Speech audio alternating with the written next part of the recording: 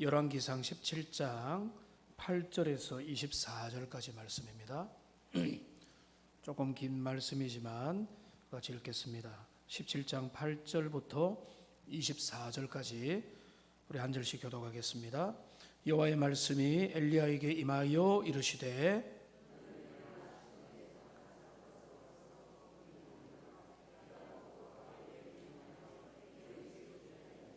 그가 일어나 사르밧으로 가서 성문에 이를 때에 한 과부가 그곳에서 나뭇가지를 줍는지라.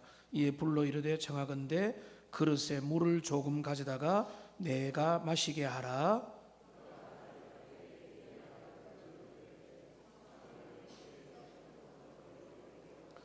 그가 이르되 당신의 하나님 여호와께서 살아계심을 두고 맹세하노니 나는 떡이 없고 다만 통에 가루 한 움큼과 병에 기름 조금뿐이라. 내가 나뭇가지 둘을 주어다가 나와 내 아들을 위하여 음식을 만들어 먹고 그 후에는 죽으리라.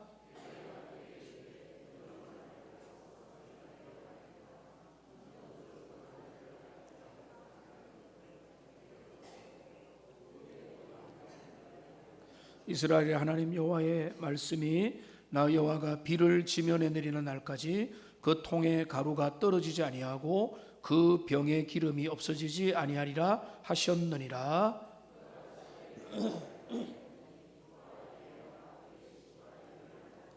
여호와께서 엘리야를 통하여 하신 말씀같이 통에 가루가 떨어지지 아니하고 병에 기름이 없어지지 아니하니라.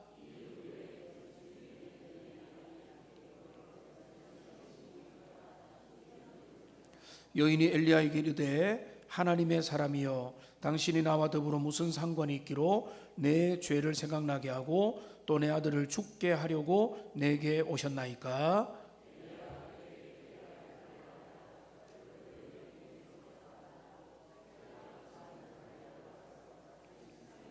여호와께 부르짖어 이르되 내 하나님 여호와여 주께서 또 내가 우거하는 집 과부에게 재앙을 내리사 그 아들이 죽게 하셨나이까 하고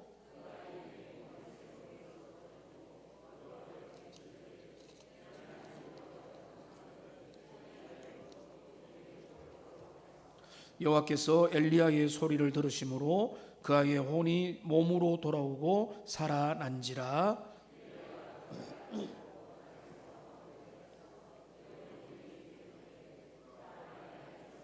함께합니다. 여인이 엘리야에게 이르되 내가 이제야 당신은 하나님의 사람이시요 당신의 입에 있는 여호와의 말씀이 진실한 줄 아노라 하니라. 아멘. 여러분, 우리의 삶에서 시냇물이 완전히 말라버린 같은 그런 일을 경험할 때가 있습니다. 통장의 잔고가 바닥이 나고 감정이 탈진을 경험할 때도 있고 든든한 버팀목이라고 믿었던 인간관계가 완전히 어그러져서 참 낙심이 되는 그런 경험들이 한 번쯤 있을 수 있습니다. 믿었던 건강과 샘솟던 활력은 사라져 버릴 때, 여러분 그때가 마치 어떤 때와 같은가 하면 지금 엘리야가 머물러서 마셨던 그릿 시냇가가 말라진 것 같은 그런 상황입니다. 우리는 코로나 팬데믹을 지내오면서 우리는 이 팬데믹을 통해서 이전에 당연하게 여겼던 것들 중에서 많은 것들이 정말로 소중하구나. 하나님의 말씀을 함께 듣고 공동체가 같이 모이고 같이 나누는 이런 시간들이 얼마나 소중한지, 우리의 지금 있는 우리의 가정이, 우리의 기반이 얼마나 소중한지 그런 팬데믹을 지나다 보면 우리는 더 확인을 하게 되는 것입니다. 그래서 모든 것들이 메마른 그릿 시냇가 앞에서 우리는 우리의 믿음의 민낯과 우리의 새로운 도전과 우리는 어디로 갈 것이고 무엇을 붙잡을 것인가 라고 하는 그 주제가 그때 선명하게 드러납니다. 문제 없을 때 일상이 유지될 때는 그런 것들이 좀 희미해지는데, 어떤 시냇물이 메마른 같은 그런 순간에 그런 우리의 믿음의 모습들이 더 새롭게 도전을 받습니다. 오늘 이 본문은 열왕기상 17장 내용에 크게 긴 내용인데, 간단하게 정리하면 그리 시냇가에서 1급수 물을 마시고, 그리고 까마귀가 물어다 주는 떡과 고기를 아침 저녁으로 먹으면서 이것도 참 신비하고 좋네라고 했는데, 어느 순간에 시냇물이 말라 버리게 된 것입니다. 이런 어떤 절체절명의 위기 속에서 우리 주님은 선지자를 또 다르게 훈련을 시킵니다. 너는 일어나 시돈에 속한 사르밧으로 가라. 오늘 그런데 거기에서 내가 준비한 과부가 기다린다. 그로부터 도움을 받아라. 이 내용들을 좀 살펴보면서 하나님이 우리를 인도하는 방식이 얼마나 비정상적인지, 얼마나 때로는 이상한지, 그런데 얼마나 우리에게는 순종이 요구되고 엘리야와 과부가 얼마나 믿음이 귀한지를 함께 살펴보기를 원합니다. 오늘 본문은 크게 두 가지 기적이 소개되거든요. 하나는 과부의 정말로 없었던 가뭄 끝에 통의 가루, 병의 기름, 그거 한 번에 떡을 만들 것밖에 안 되는 여기에서 통에 떡이, 가루가 사라지지 않고 병의 기름이 메마르지 않는 그 기적을 경험하고요. 그런데 바로 17절 이후에는 어떤 게 일어나냐면 그 아들이 갑자기 죽어버리는 거예요.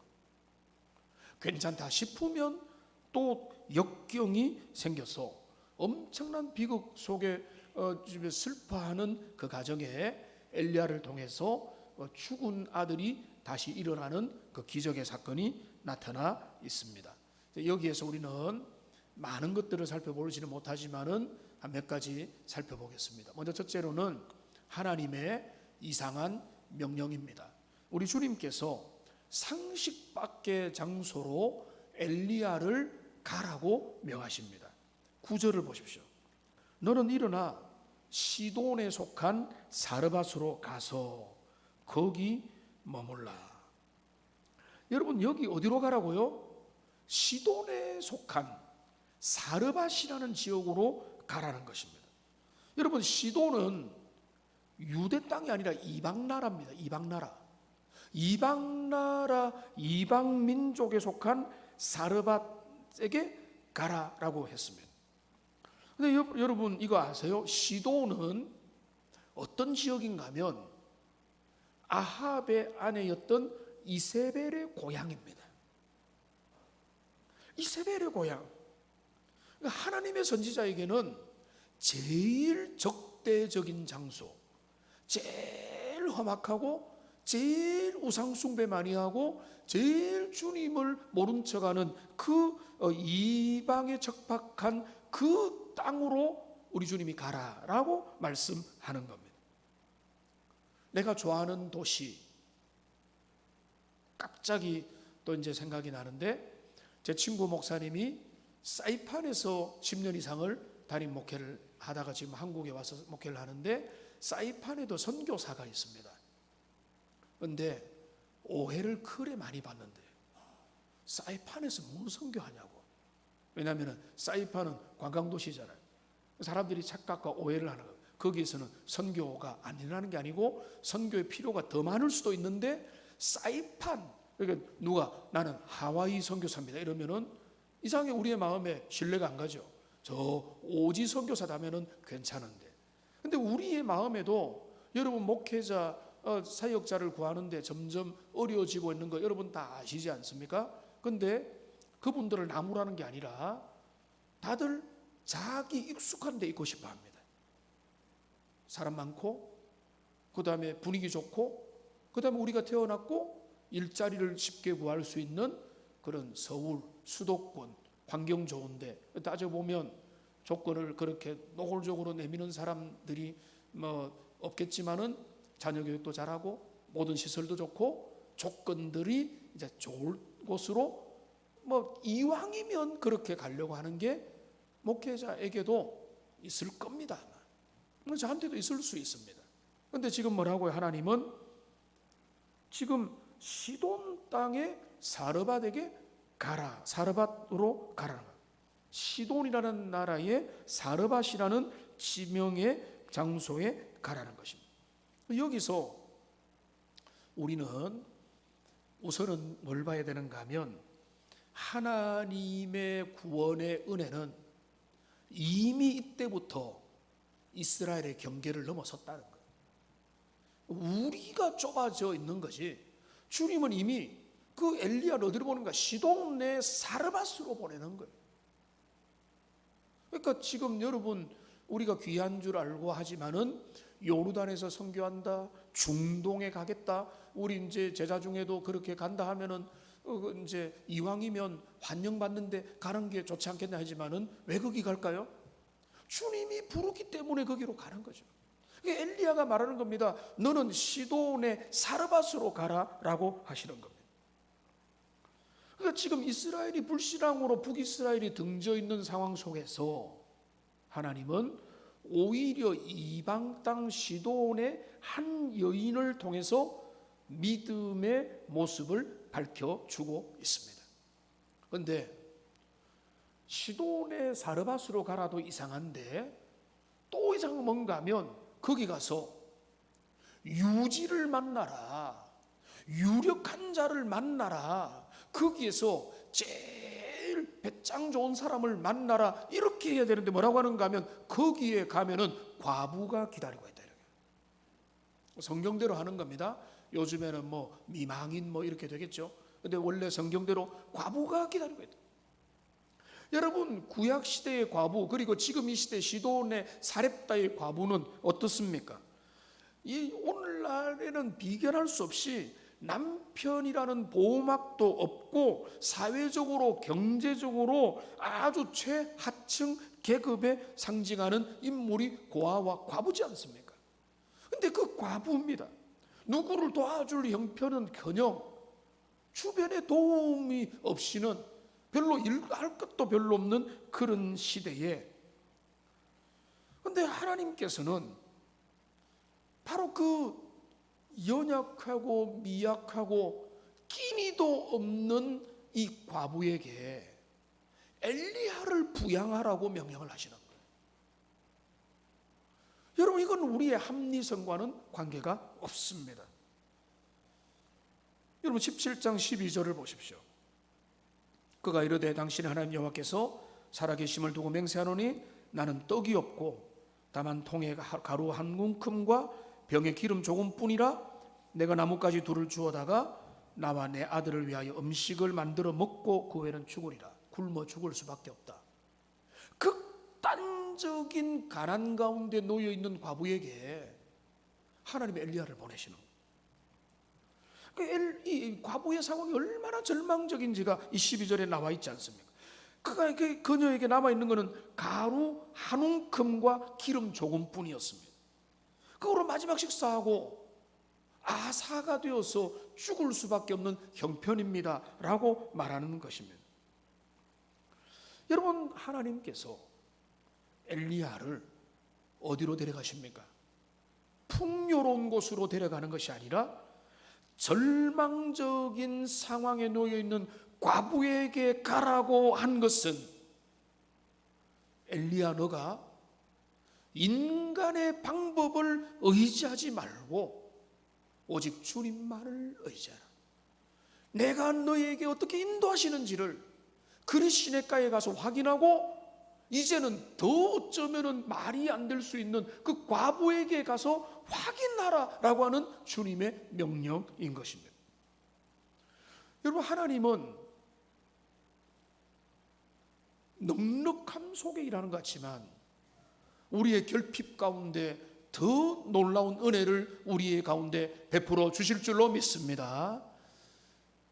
여러분, 어제도 제가 이런 이야기를 우리 목회자 두 분과 함께 교제를 나누면서 좀 이야기를 좀 나누었는데, 저는 가만히 생각하니까 제가 신학 첫 번째 사례받은 게 15만 원이었습니다. 물론 지금은 어쩌면 150만 원 될 수도 있습니다. 1989년이었으니까 뭐 15만 원을 받았어요. 근데 그걸 받아가지고 당연히 11조하고 학교 앞에 자취를 했거든. 어머니 도움을 안 받았어요. 그리고 자취하고 학교 뭐 책 살 거 사고, 근데 풍족했습니다. 감사했고 모자란 게 하나도 없었어요.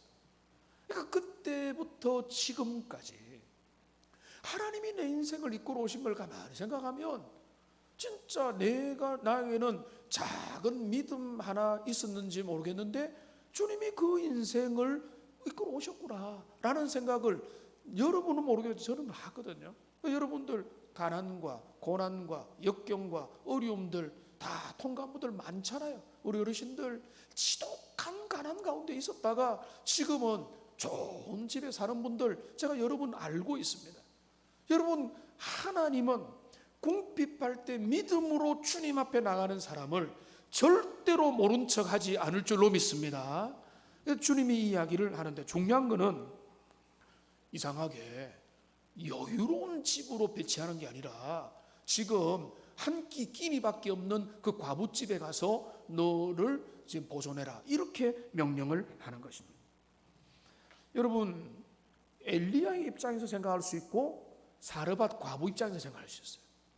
엘리야도 난처하지만은 그 과부도 얼마나 난처하겠습니까?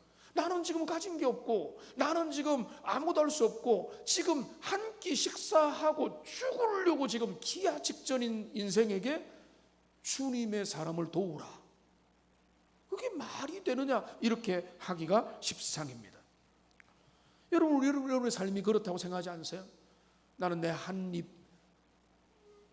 구제하기도 힘들고, 내 앞가림하기도 힘들고, 내 삶을 돌아보기도 힘들고, 나는 지금 여유가 없어. 그럼 여러분 이 과부와 비교해 보세요. 과부. 이 과부만한 분 있습니까? 그런 분 계시면은 믿음이 귀한 거고, 그런 분들은 교회가 더 적극적으로 도와야 돼요. 한 끼 먹을 식사가 없는 사람.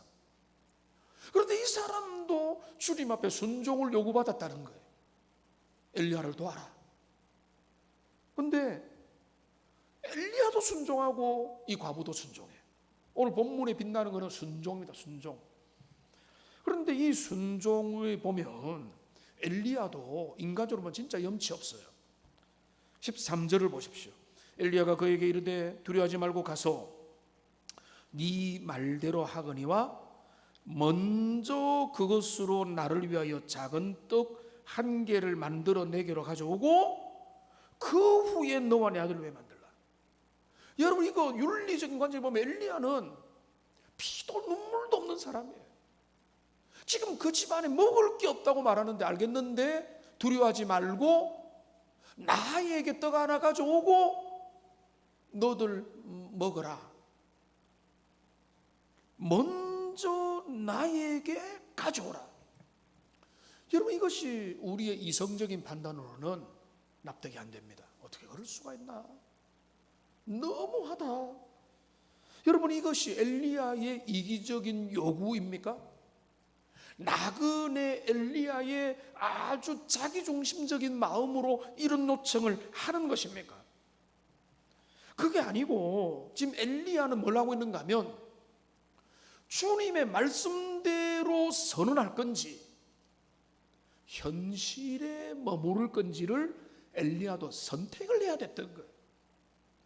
주님이 뭐라고 했습니까? 과부집에 가서 그에게 그 공양을 받으라라고 주님이 말씀한 거예요. 엘리야가 가가지고 그 형편 듣고 하나님의 말씀 관계없이 나는 지금 이 집은 안 된다, 내가 다른 집 알아볼게요. 우리 같으면 어떻게 하겠어요? 안 되죠. 내가 다른 집, 이 집의 유력자를 찾아보겠습니다 했는데 어디에 매여 있습니까? 말씀에 매여 있는 거예요. 주님이 말씀으로 그 집에 가서 그 집의 공개를 받으라. 그런데 보십시오, 엘리야가 내게 떡 만들어 오라만 한 게 아니에요. 14절을 보시면은 이스라엘 하나님 여호와의 말씀이 나 여호와가 비를 지면에 내리는 날까지 그 통의 가루가 떨어지지 아니하고 그 병의 기름이 없어지지 아니하리라 약속하셨다. 그러니까 엘리야는 무례해서 이 말을 하는 게 아니에요. 엘리야는 그 과부의 집에 가서 믿음을 도전하고 순종했을 때 하나님의 축복이 흘러감을 알았기 때문에 내게 가져오라. 근데 우리는 뭡니까? 확인하면 드릴게요. 내 잔고가 채워지면 드릴게요. 쌀독에 쌀이 가득 차면 드릴게요. 이렇게 가잖아요. 근데 엘리야는 그게 아니에요. 먼저 내게 떡을 가져오라. 그러면 주님이 역사할 거다. 이건 믿음의 우선순위의 문제예요. 내가 믿음으로 주님 앞에 내 잡아있는 나의 육신의 것들을 내려놓고 주님 앞에 나가느냐, 아니면은 확인해보고 검증해보고 두드려보고 이 정도 확인됐으면 이 정도 간다는 것은 그거는 믿음이 아니라 그거는 우리 이성입니다. 우리 합리적인 판단인 것입니다. 그러니까 지금 이 과부는 중요한 선택의 기로에 섰습니다. 어떤 선택이죠? 그 원래 생각대로 마지막 남은 거 가지고 식사하고 아사로 죽음으로 갈 건지, 내가 그 엘리야 선지자의 말을 믿고 드리고 이후의 결과를 지켜볼 건지. 결과 먼저 보고 믿음으로 반응하는 것은 없습니다. 주님은 그것을 우리에게 허락하지 않아요. 우리는 뭔가 하면 결과는 나중에 보는 것. 그러니까 여러분, 결과를 보기 전에 믿음으로 헌신하는 것은 그게 믿음인 겁니다. 지금 과부는 그 믿음의 도전대 앞에 서 있는 겁니다. 그리고 그 과부는요, 믿음으로 순종을 했습니다. 15절을 보십시오. 자, 15절 여러분 같이 한번 읽어보겠습니다. 그가 가서 엘리야의 말대로 하였더니 그와 엘리야와 그의 식구가 여러 날 먹었으나. 한번 따라합시다. 그가 가서 엘리야의 말대로, 여러분 이겁니다. 엘리야의 말대로 했습니다. 순종입니다. 대책 없는 순종이죠. 인간적으로는 답이 안 나오는 순종이죠. 그 순종의 근거가 무대책은 아닙니다. 뭐가 있습니까? 약속의 말씀이 있습니다. 너의 통에 기름이 끊어지지 아니하리라.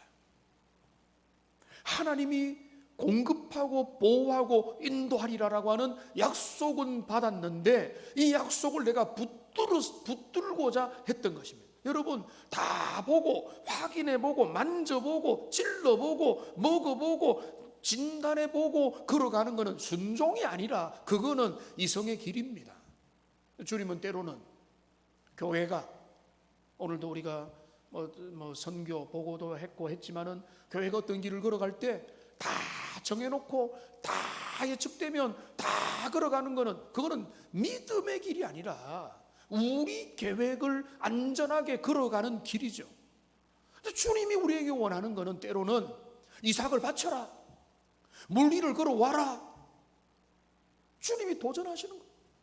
그 도전을 우리가 받았을 때 오늘 사렙다의 과부는 부족하지만은 그는 어떻게 했습니까? 그 말 엘리야에 가서 엘리야의 말대로 되었고, 이 과부는 뭘 경험했습니까?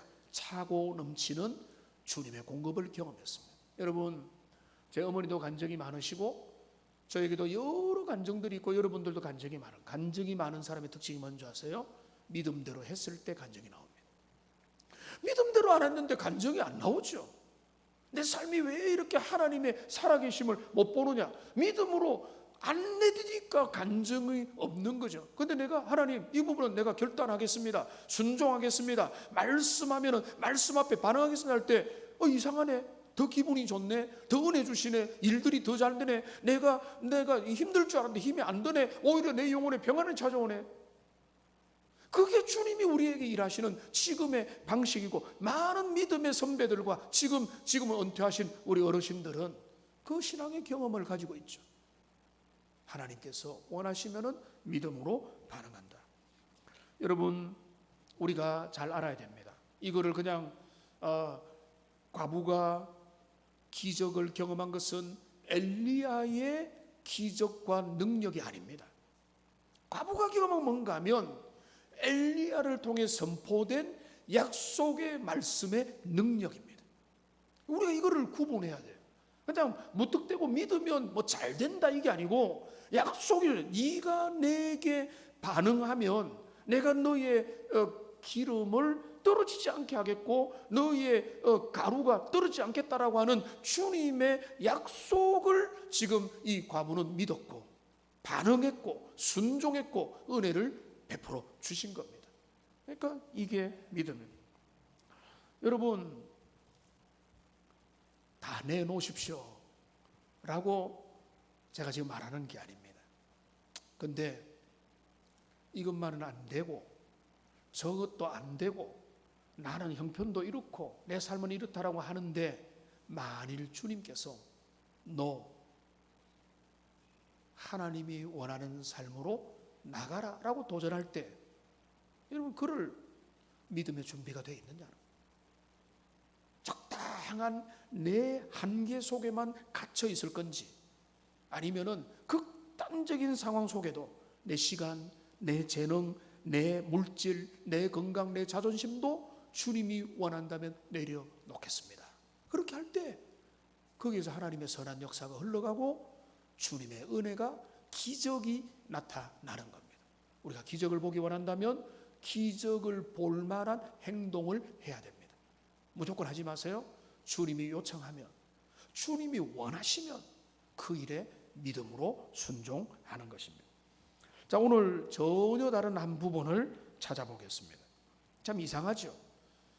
이렇게 그 과부 집에 가루와 기름이 떨어지지 않는 위대한 역사를 경험하고, 그리고 이제 어릴 때 우리가 읽었던 동화는 뭡니까? 그리고 그들은 잘 먹고 잘 살았더라, 행복하게 살았더라, 이렇게 끝나야 되는데 바로 17절부터 어떤 문제가 생겨나면 그 아들이 병들어서 죽었습니다.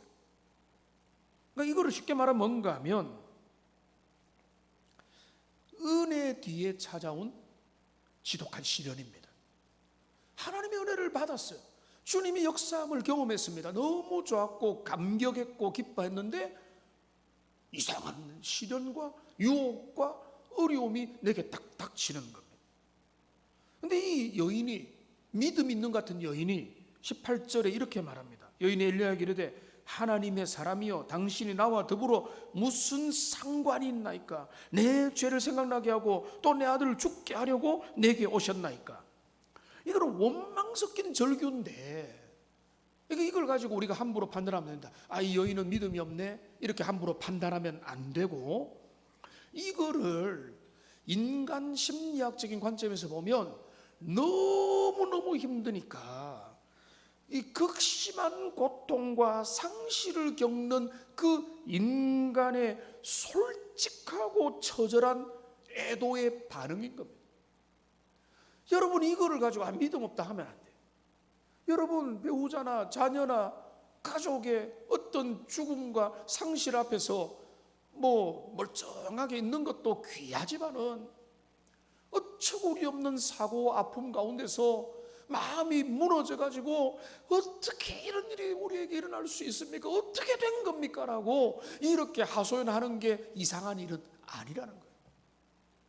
지극히 정상일 수 있습니다. 제가 한 10년 전에 말씀드렸죠. 제가 어렸을 때 우리 집 조금 근처에 사는 어린애가 유치원 하굣길에 그 차에 부닥쳐서 즉사했습니다. 근데 마침 그 아이의 시신은 끌려갔는데 바닥에 그 흔적들이 남아있어요. 어떻게 된 건지 제가 그걸 조금 치웠어요. 교회 지하에 가서 벽을 치면서 통곡했습니다. 그 아이는 저하고 그 아이가 어린애인데 뭐가 있겠습니까? 벽을 두드렸습니다. 어떻게 된 겁니까, 주님? 이게 뭡니까? 하면서 그렇게 울었던 기억이 납니다. 우리는 이해할 수 없는 사건들 앞에서 이렇게 신음을 내고 힘들어하는 거는 왜 그러냐, 그때라도 멋지고 아주 예의를 차려야지라고 하는 거는 지나친 외식일 수 있습니다. 지금 이 여인의 반응은 그것입니다. 그러니까 이 여인은 그러니까 삶 가운데 이해되지 못할 일을 만난 것이죠. 그런데 엘리야는 변명도 하지 않고 책망도 하지 않습니다. 이 여인에게 변명도 하지 않고 책망도 하지 않고 이 아들을 다락방으로 데리고 올라가서 21절에 보니까 3번 펴서 엎드리고 하나님의 은혜를 구합니다. 여러분, 우리도 이런 위급한 일을 만날 때 3번 펴서 엎드려서 기도해야 되겠네? 라고 하는 게 핵심이 아닙니다. 그런데 여기서 중요한 건 3번 몸을 폈다는 것은 3이라는 걸 알고 있는 대로 완전 숫자요, 신성을 상징하는 숫자입니다. 그리고 주님 앞에 간구했습니다. 이 말은 다른 게 아닙니다.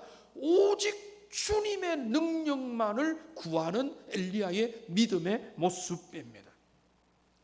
그래서 그의 생명이 돌아오려고 그는 기도했고, 부르짖어 기도하는 가운데 22절을 보니까 엘리야의 소리를 하나님이 들으시고 아이의 혼이 몸으로 돌아오고 살아났습니다.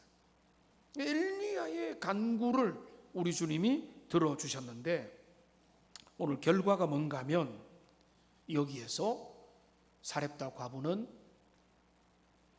하나님을 진짜로 만납니다. 제가 오전에 말씀드렸죠? 지리산 호랑이, 무슨 말인지 알겠죠? 그가 말로만 듣던 하나님, 남들에게 소개받았던 하나님, 하나님은 이런 분이다라라, 어른들, 권사님들, 장로님들, 우리 윗대 분들 간증을 통해 듣던 하나님을 지금 이 여인은 비로소 만나게 되는데요. 오늘 24절 같이 한번 읽어보겠습니다. 여인이 엘리야에게 이르되 내가 이제야 당신은 하나님의 사람이시요 당신의 입에 있는 여호와의 말씀이 진실한 줄 아노라 하니라. 여기 보면 이 여인의 고백인데요, 여기 중요한 건 내가 이제야, 중요한 건 뭔가 하면 여호와의 말씀이 진실한 줄 알겠다. 여러분이 진실하다는 것은 에메트라고 하는 히브리어인데요, 이거는 확실하다, 믿을만하다, 견고하다라고 하시는 겁니다. 그러니까 지금 이 여인의 고백이 뭔가 하면 하나님의 말씀이 살았고 활력 있고 그대로 역사한다는 것을 이제야 내가 확실히 믿겠습니다, 믿을 수 있겠습니다 라고 하는 이 고백을 이 여인이 이 사건 앞에서 하게 되는 것입니다. 하나님은 은혜 뒤에 찾아오는 고난, 그 고난을 통해서 우리의 신앙을 단련시킵니다. 제가 말씀드렸죠, 불시험이라는 성경의 단어, 우리는 그거 말이 되나, 불시험 그런 게 어디 있어? 불 가운데 어떻게 지나가? 근데 우리의 삶에 내가 믿음이 평안하다 생각하는데 불시험이 올 수도 있는 거예요. 근데 그 시험들을 통해서 주님은 우리를 계속해서 하나님의 사람으로 다듬어 가시는 거예요. 그러니까 주님의 섭리와 계획은 여러분 이해할 수가 없고, 오히려 우리는 그 순간순간에 믿음으로 반응할 수밖에 없어요. 자녀 문제가 벙 떠지죠. 물질 문제가 벙 떠지죠. 건강 문제가 던지죠. 인간관계 문제가 터지죠. 왜 이런 일이 일어나지? 그런데 그때 우리는 원인을 추적하는 일들에 집중하기보다는 그 일들 앞에서 내가 어떻게 해야 되는가?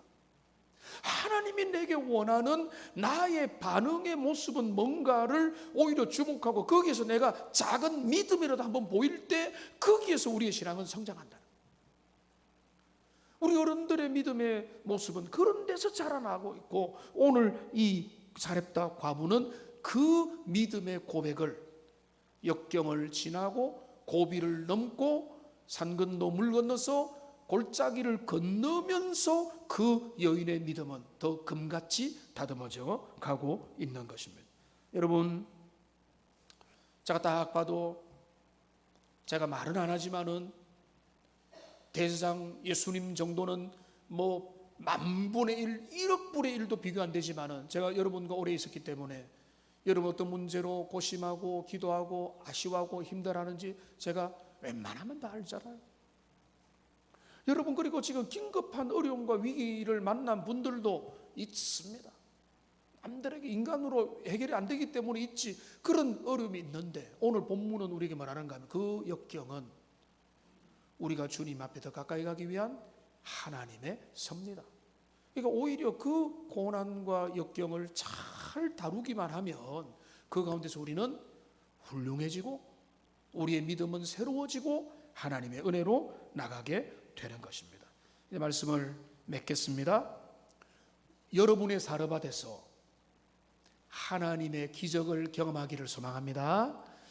우리의 바닥난 것에서 그리 시냇가 시원하다 읽읍수다 했는데 말라버리고 이상하게 과부에게 가라고 하고 거기에서도 이상한 일들이 일어나는 이런 와중에서 하나님의 은혜를 신뢰하고 따라가니까 주님이 일들을 만들어서 결론은 주님의 은혜예요. 결론은 주님의 은혜. 분명히 꼬그라들어야 되고 분명히 망해야 되고 분명히 우리는 계좌가 없었는데 돌아서니까 우리 집사님들, 권사님들, 장로님들 그걸 고백하잖아요. 돌아보니까 하나님의 은혜라고. 가을 집과 먹을 양식과 우리의 삶과 자녀들 문제를 하나님이 인도해 주시죠. 그러니까 여러분, 우선은 세 가지 결론 짧게 내리겠습니다. 여러분, 상식을 넘어서는 주님의 인도하심에도 순종하시길 바랍니다. 그리신데 걸어가라, 사렙다 과부에게로 가라. 말도 안 되지만은, 말도 안 될 같지만은 이성적으로 이해되지 않는 것이라도 주님이 명하시면 순종해 보십시오. 거기에 우리의 성품과 기적이 나타날 것입니다. 이거는 무턱대고 여러분 전재산 다 바치지 말고 마지막 한 줌 남은 것도 주님이 원하시면 믿음으로 드리십시오. 주님이 원하시면이라는 전제입니다. 주님이 내게 그거 원하시면 내 그걸 받아서 너의 인생을 사용하겠다라고 할 때 아브라함이 이삭 눈 하나 깜짝 아마 했을 건데 아벨은 믿음으로 모리아산에 이삭을 바치러 갔잖아요. 그게 믿음의 절정이지 않습니까? 한 줌의 것이라도 믿음으로 드리는 순종 훈련. 마지막으로는 이해할 수 없는 고난의 와중에서라도 하나님의 신실함, 말씀에 살아있는 하나님의 은혜를 경험하는 이런 사렙다 과부, 엘리야 둘 다 믿음이 좋아서 엘리야도 순종했고 과부도 순종해서 하나님의 역사를 보는 것입니다. 이 사건이 지금도 우리에게 진행되고 있음을 믿음으로 붙잡으면서 믿음의 길, 선한 길 열심히 걸어가는 하나님의 사람들 다 되시기를 주님의 이름으로 축원합니다. 기도하겠습니다.